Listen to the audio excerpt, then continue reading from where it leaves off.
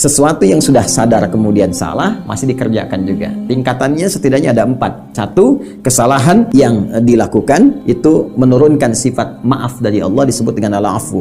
Makanya kita katakan wa'fu anna, mohon ampuni kami ya Allah. Ya, yang kedua, ya, kesalahan itu sudah mengandung nilai dosa yang punya konsekuensi tinggi di sisi Allah Subhanahu wa taala. Berubah ini jadi dzambun namanya. Allah menurunkan sifatnya untuk mengampuni dosa, ini disebut dengan ghafir namanya. Ya, bahkan ada surah ke-40 Ghafir, Ghafirid dzambi wa qabilit taubi. Ya, di ayat ketiganya Allah mengampuni satu kesalahan yang sudah membawa nilai dosa, bukan sekedar akhta biasa tapi membawa nilai dosa di dalamnya, ya. Kemudian setelah itu kalau ada tingkatnya ini sudah naik, agak banyak nih dosanya, agak banyak, maka ini berubah dari dzambun jadi dzunubun. Ya, dalam konteks ini Allah masih memberi peluang untuk mengampuni, ya, mengampuni. Maka dia turunkan sifat yang selanjutnya disebut dengan Ghaffar. Ya, Ghaffar di surat Nuh, ketika Nabi Nuh banyak dicela, dicaci oleh umatnya, kan beliau bermohon kepada Allah di ayat 10-nya. Ya, faqultu astaghfiru rabbakum innahu kana ghaffar. Aku sarankan kepada kalian wahai umatku, cepat bermohon ampunan kepada Allah. Innahu kana ghaffara, ghaffar. Ini kenapa disebutkan ghaffar? Ingin menunjukkan bahwa tingkat kesalahannya sudah mulai berakumulasi, sudah mulai banyak gitu kan, sehingga naik level pengampunan Allahnya menjadi ghaffar.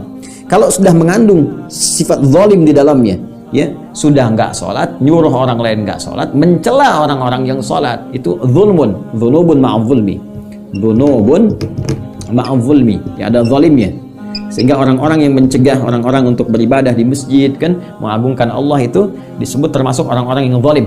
Ya, itu diantaranya diungkapkan nanti di Al-Quran di ayat yang ke-114 di surah Al-Baqarah. Wa man azlamu mimman mana'a masajidallah yudhkara fiha ismuhu wa sa'a fi kharabiha. Siapa orang paling zalim di antaranya yang mencegah orang-orang untuk berzikir di masjid-masjid Allah Subhanahu wa taala? Ada sifat zalimnya.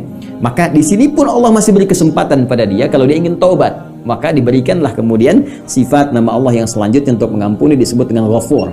Ya, Ghafurun. Tuh, 1, 2, 3, 4. Nah, ada yang terakhir ini, tingkat paling tinggi dari kemaksiatan, disebut israf namanya. Israf. Israf itu sangat berlebihan. Israf. Ya, israf berlebihan. Ini sudah melewati batas lah, yang kalau kita kesankan kalau nggak bermaksiat, ya, kayaknya gatal. Kalau orang lain kerjakan maksiat yang dia belum pernah, kayaknya tersaingi, pengen banget gitu, ya. Nggak ada orang lain yang boleh melampaui dia. Itu israf namanya. Nah, dalam konteks ini pun Allah masih berkenan mengampuni kalau dia bertaubat. Allah turunkan sifatnya yang kelima, Rahim namanya. Ini yang paling tinggi, Rahim. Di Quran surah 39 Az-Zumar ayat 53. Ya, Allah berfirman, qul ya ibadiyalladzina asrafu, nih, asrafu ala anfusihim la taqnatu mir rahmatillah, la taqnatu mir rahmatillah. Hei hamba-hambaku, katakan Muhammad SAW pada hamba-hambaku yang bahkan pernah berbuat israf dalam hidupnya. Dia pernah mencuri, berzina juga, merampok juga, tibalah ada sentuhan pada jiwanya. Apa aku akan hina dalam hidup? Aku dilahirkan mulia, bersih. Apakah wafat dalam keadaan kotor?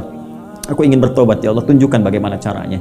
Lalu ada getaran di jiwanya, ada panggilan, datang ke masjid, dia sujud, minta ampun, ya Allah, ampun. Maka dengan rahmat Allah diampuni dosanya. Dalam sujud itu kemudian dia wafat misalnya, maka wafat dalam keadaan husnul khatimah, bertaubat kepada Allah Subhanahu wa taala. Nah, ini. Jadi maksud saya begini, di tingkat kesalahan terkecil ada sifat Allah mengampuni. Naik jadi berat, ada Ghafir.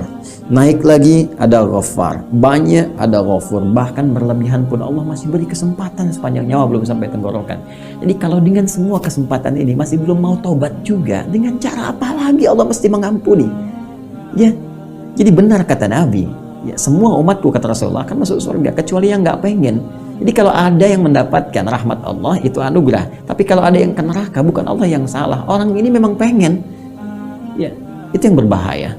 Dan jangan sampai terucap di lisan seorang muslim yang beriman mengatakan, nanti nggak apa-apa lah saya ke neraka juga, nggak apa-apa saya bikin sekalian pesta di neraka, saya bikin itu sesuatu yang keliru. Dan mesti kita doakan, ya Allah, mudah-mudahan diberikan hidayah oleh Allah Subhanahu wa taala. Itu bahaya sekali. Itu bahaya. Ini menandakan ada permasalahan serius dengan imannya. Karena insan beriman pasti cita-citanya surga. Ya, karena itu kalimat surga pertama dibuka dengan kalimat iman. Al-Baqarah ayat 25. Wa basyiril ladzina amanu wa 'amilus shalihat anna lahum jannatin tajri min tahtihal anhar. Berikan kabar pada orang beriman. Iman dulu tuh disebutkan. Ya, dan dengan imannya wa 'amilus shalihat, dia buktikan dengan beramal saleh. Pasti amalnya baik gitu kan. kata-katanya baik, tuturnya baik, penghormatannya baik, pada ulama baik, pada rasul baik, dan sebagainya, itu imannya tinggi. Maka orang ini diberikan kabar gembira oleh Allah, nah, beritakan pada mereka ada jaminan surga untuk mereka sepanjang istiqomah dalam kebaikan itu.